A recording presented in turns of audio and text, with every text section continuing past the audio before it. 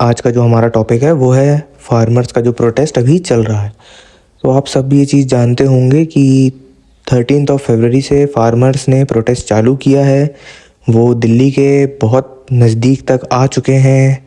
जो बैरिकेड्स लगाए गए थे, कुछ बैरिकेड्स को पीछे कर लिया गया है क्योंकि उनकी मूवमेंट बढ़ गई है। तो हम आज बेसिकली जानेंगे कि ये फार्मर प्रोटेस्ट हो क्यों रहा है, उनकी मांगे क्या है।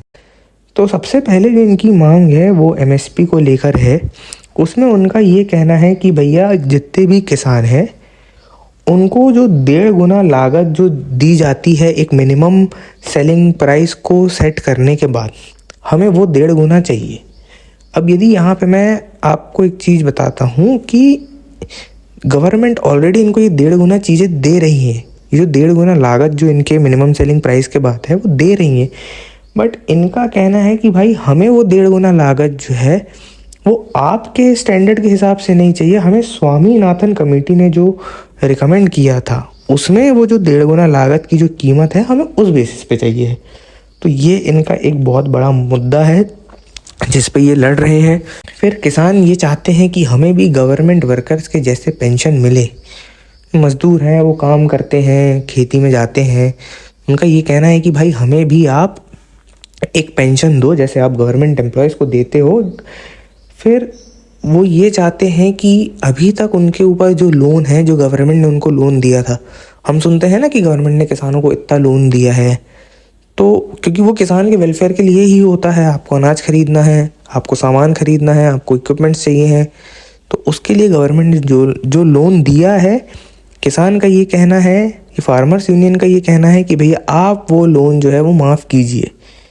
ठीक है, और ये एक बहुत बड़ा स्टेप है क्योंकि एकदम से लोन, ठीक है हम सब कहते हैं कि किसानों के लोन माफ़ होना चाहिए, बट आप सोचिए इतने सारे फार्मर्स हैं, सबका लोन माफ़ करना और एक बहुत बड़े लेवल पे लोन माफ़ करने जैसा ही हो जाएगा, है ना।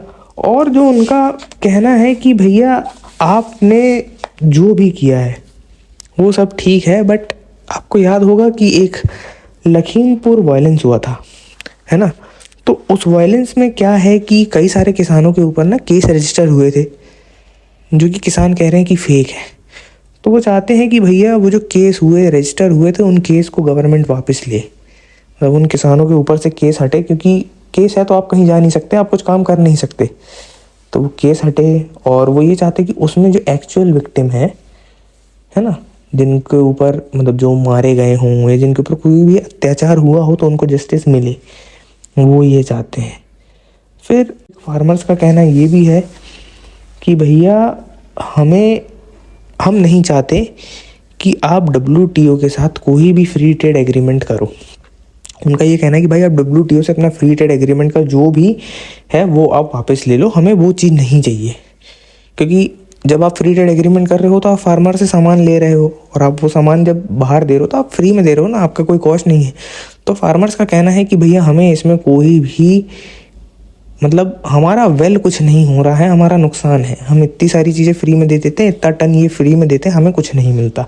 और फिर मनरेगा के तहत ये कहना चाहते हैं कि भैया आपका जो वेजेस का टाइम पीरियड है वो ऑलमोस्ट है 100 दिन का। तो वो ये चाहते हैं कि भैया मनरेगा से ये चीज़ हट के 200 दिन का किया जाए और 700 रुपये डेली के हिसाब से इनको पे किया जाए, है ना। फिर ये चाहते हैं कि जो भी स्पाइसेस हैं उनके लिए जो नेशनल कमीशन बैठती है तो उस पर भी चेंजेस हों।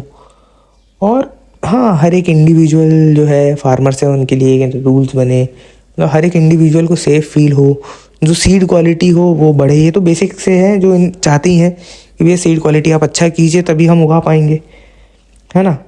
तो ये जो है ये मेन आपके देखा जाए तो मेन जो फार्मर्स है ये इसी पे लड़ रहे हैं। अब हम बात करते हैं कि भैया गवर्नमेंट का क्या स्टेप है। तो जो यूनियन मिनिस्टर हैं उनका ये कहना था कि भैया वो चंडीगढ़ में जाएंगे, वो सबके साथ बैठेंगे, जो कि पीयूष गोयल साहब हैं हमारे, और वो गए हैं, वो चंडीगढ़ में जाके बैठे हैं। चंडीगढ़ के जो मतलब पंजाब के जो CM हैं, चंडीगढ़ के नहीं सॉरी पंजाब के जो CM हैं वो भी उनके साथ कोऑपरेट किए हैं और बातचीत किए हैं। कई सारी चीज़ें क्लियर हुई हैं, कई सारी चीज़ें होनी हैं।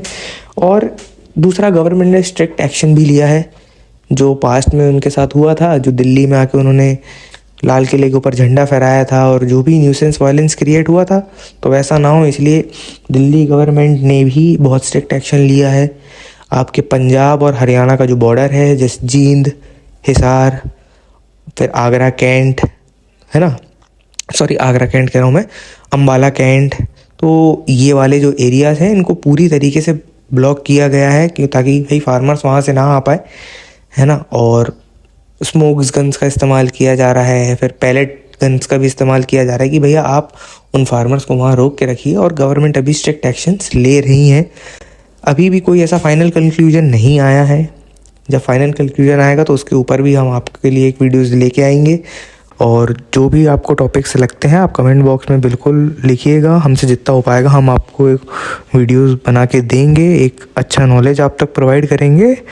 और इसी के साथ धन्यवाद, मिलते हैं अगले वीडियो में जल्द से जल्द।